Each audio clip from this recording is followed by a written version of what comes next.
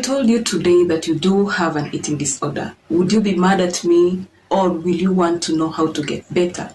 In this video today, I talk about the most common signs and symptoms that would indicate that you have an eating disorder. And we are going to talk about the three main common types of eating disorders. Welcome back to my channel. Thank you so much for coming back. If you're new here, please consider subscribing and join the family. So without further ado, let's go right ahead and talk about the three main common types of eating disorders. Before we go further into the video, let us define what an eating disorder is. For me, I would define an eating disorder as an extreme eating behavior that is linked to thoughts and emotions. Your thoughts and emotions can really affect your eating habits. So the three common eating disorders are anorexia nervosa, bulimia nervosa, and binge eating disorders. Anorexia nervosa is an eating disorder that affects millions of people all over the world, but it mostly affects women and young girls. Okay, it is a condition where someone limits the amount of food they eat extremely to an extent that they could go into starvation. They could deny themselves food in order to remain thin, because most people with anorexia nervosa always visualize themselves as being fat.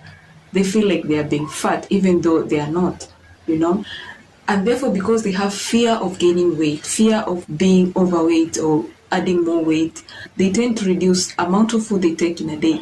And therefore, the most common symptoms of anorexia nervosa, number one is extreme fear to gain weight.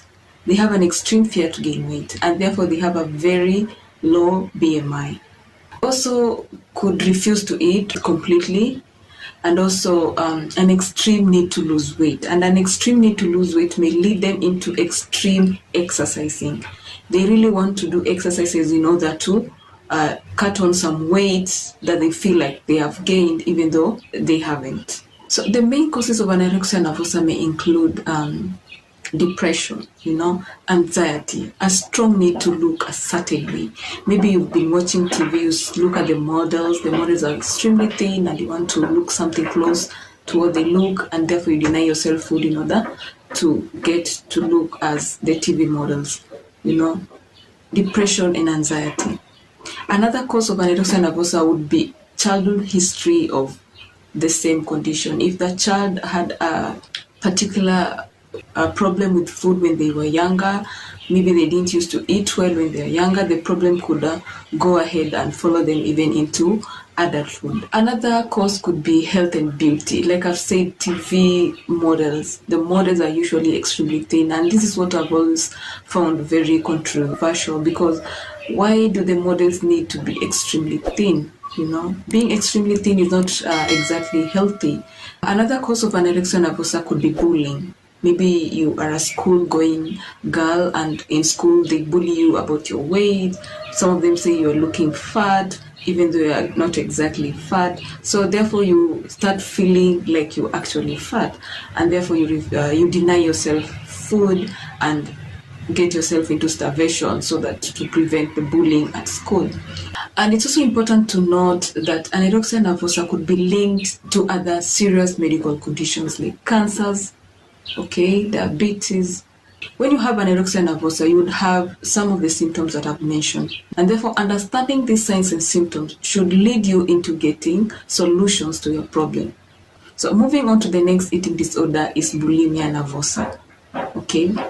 Bulimia nervosa and anorexia nervosa are kind of related, although in bulimia nervosa, a person would eat large quantities of food over a short period of time.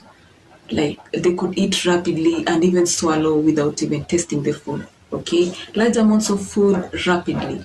And therefore, when they are eating, they feel like they are out of control. They can't really control how much they're eating and how fast they're eating, until they get to the extremes of stomach pains or they become uncomfortably full. That is when they would stop.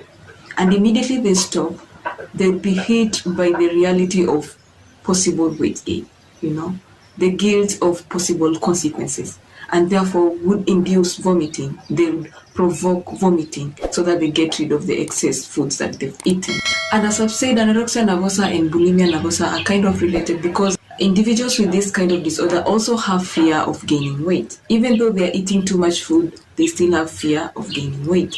Another thing is most individuals in this kind of condition would use supplements in order to force weight loss. They're already eating too much food, so there's possibility of weight gain. So they want to use supplements in order to lose some weight. Another thing is extreme need to eat. You are not hungry, but you just want to eat. You just feel like eating. And also exercising too much. Like I've said, exercising too much comes along by the extreme need of losing some weight. So you end up exercising a lot. Okay.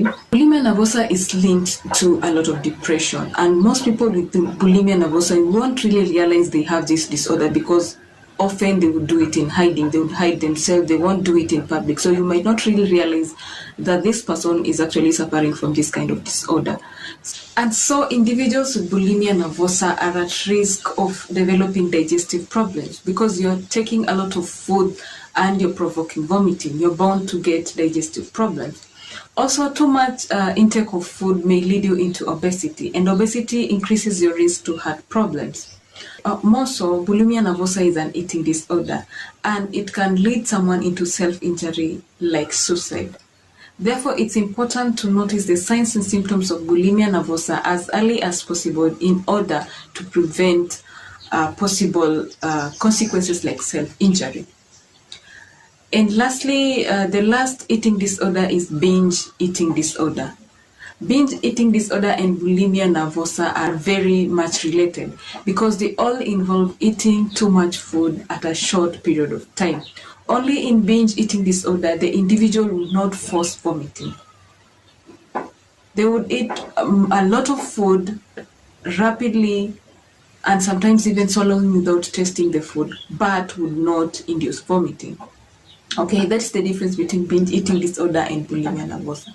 However, the risks are the same because too much intake of food, I've said, leads you to obesity. You're at a higher risk of developing obesity.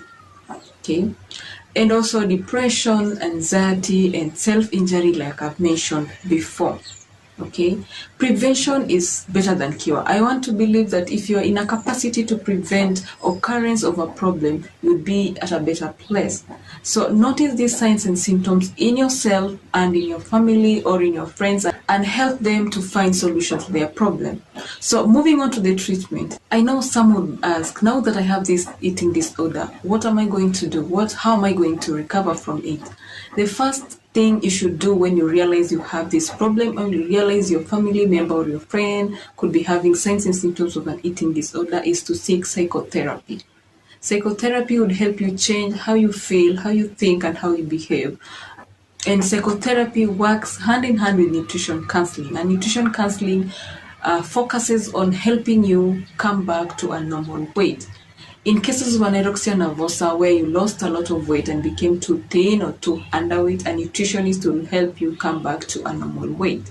And in cases of binge eating, and therefore you led yourself into becoming overweight or obese, a nutritionist will help you come back to a normal weight. Okay.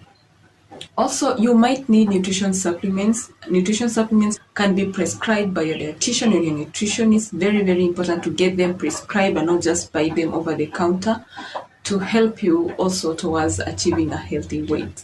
And lastly, in cases of extreme underweight, you're too malnourished, have very low BMI, you might need inpatient care, and therefore you get admitted into the inpatient for more management. So the most important thing is it's psychotherapy, nutrition counseling, nutrition supplements, and inpatient nutrition care. So together with this video, I had done another video on mindful eating, and we discussed about the 5 common mindless eating behaviors. So learning the 5 mindless eating behaviors would help you prevent yourself from getting into eating disorders. Please go ahead and watch that video too. I'll leave a link down in the description box so that you can easily click and watch that video too. On that note, I hope you've learned something great today.